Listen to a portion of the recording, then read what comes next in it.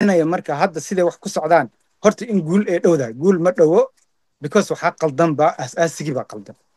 asaasigaa naga qaldan in la saxana dee la dooni maayo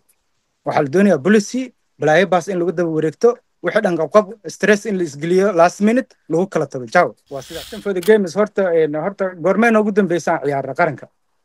والله exact هذا كوسيو وحيد عيارتا سوق هذا نصو فيرنا world cup qualifier u dambeysay sooma قصب ha waa 8 bilood almost بش استدحاد 25th of March we played Yeah. against Botswana and we lost 2-0 yes inta inta wax ka soo sokeeyay in la helo horta ku fiicnaan lahayd yaa how many of players ka dheelay ciyaarta Botswana active oo clubya haysta oo ciyaara ayada xitaa waxa يارا weeyaan وشيء كريا علي موسى بلال حبيب كوكباب ده مع يارا سوماليز بن bro iska daa waxa weeye dhibaato badan ku jirnaa in koox la hormariya horta waa in la helaa ciyaaryahano regular u ciyaara sidoo kale waa in la helaa team la socdaa ciyaaryahanadaas oo og maxaa ku idhahdaay performancegooda day in day out wax badan ee aragnaa waxa weeyaan ciyaaryahanada waxaad arkaysaa youtube iyo barnaamijyas kasoo diyaarsanaya markuu qaranka dhow yahay oo xitaa la yaqaano qaarkood hore usoo dheela qaranka oo aan daacad ka ahayn moogtahay ciyaaryahanada xitaa kuwa banaanka joogo aniga waxaa islaa waxyar ayaga xitaa waxyar way yar wanaagsan yihiin wallaahida way fiican yihiinoo dee daacad weeye oo nin aan club fiican u ciyaarin qaranka iskuma ciriirinayo marka waxaan aragnay kuwa is ciriirinayo oo qaab xitaa aad u qaab daran ku raba inay ugu ciyaaraan qaranka marka first waxa weeyaan waxaa loo baahan yahay koox dhan baa loo baahan yahay oo xiriirka mishaarna uu ku siiyo oona ku tixgeliyo shaqadooda oo la socoto ciyaaryahanada oo ka war haysa maxaa ku idhahdaa resultigooda day in week out kadibna maxaa ku idhahdaa it's not about ciyaaryahanka inuu ciyaaro aniga macallinkii marookaanka xitaa waan isku diidanay from the first day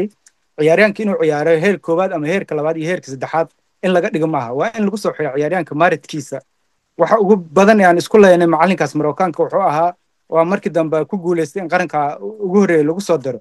yarka hadda maxaa ku idhahdaa goolkina noo dhalinaya zak ha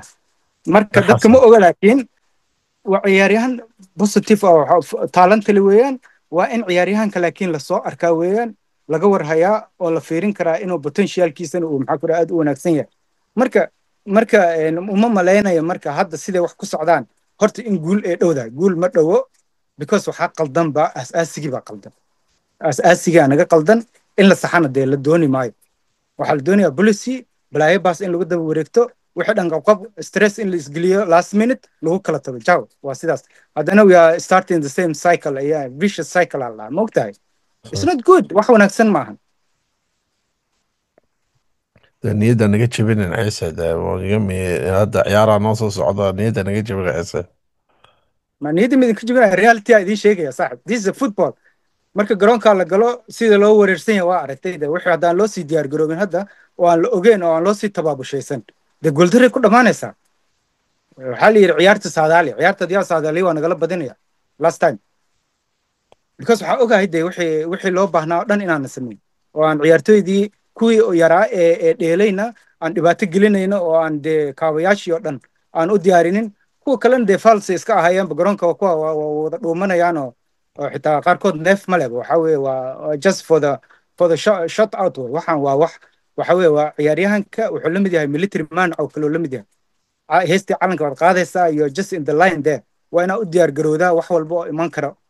waa inay jirtaa koox u heelan sidaad ku guulaysan lahayd waxaasoo dhanaa la iska rabaa marka